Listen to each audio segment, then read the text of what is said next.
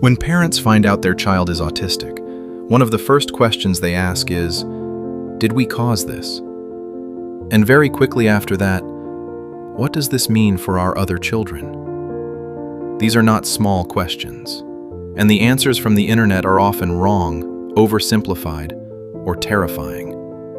So here is what the Genetics of Autism actually shows, from someone who reads this research for a living. First, heritability. Studies consistently show that autism has high heritability. Twin studies estimate this at around 60 to 90%. That sounds alarming, but heritability is one of the most misunderstood concepts in all of genetics, and getting it wrong causes enormous unnecessary anxiety. Heritability does not mean that if you are autistic, your child will be autistic. It does not mean autism is determined by your genes alone. Heritability is a population-level statistic.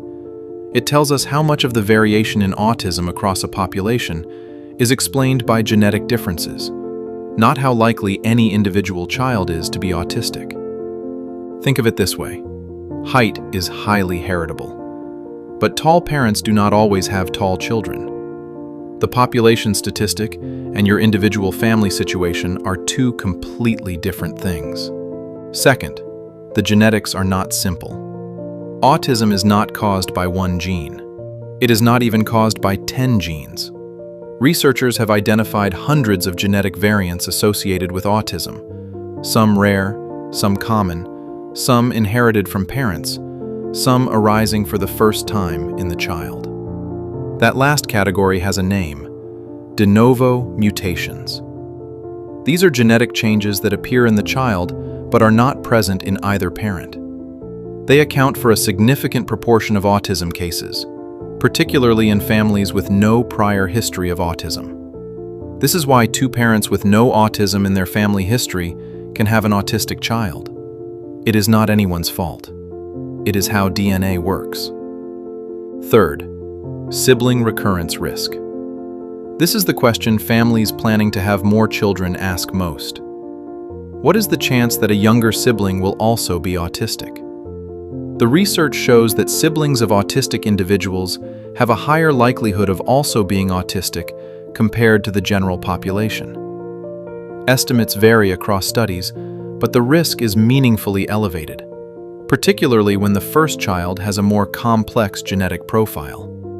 However, and this is critical, elevated risk is not certainty. Most siblings of autistic children are not autistic. The statistics describe a population. They do not predict your family.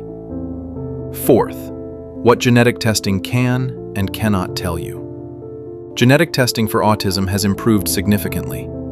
Tests like chromosomal microarray and whole exome sequencing can identify specific genetic variants in some autistic individuals. This is useful. It can explain the cause in specific cases, identify associated medical conditions, and in some situations, inform recurrence risk more precisely. But genetic testing does not always find an answer. In a significant proportion of autistic individuals, no specific genetic cause is identified. This does not mean genetics are not involved. It means our tools are not yet complete. Genetics is not destiny. Understanding the science does not reduce the complexity of raising an autistic child, but it does replace fear and guilt with something more useful: accurate information. That is what this channel is here to give you. Follow for more real neuroscience. No tips, no hype, just the science your family deserves to know. Next, in approximately 85% of autism cases, there is no identified cause. So what do researchers actually think is happening? And what is the science currently finding? That is next.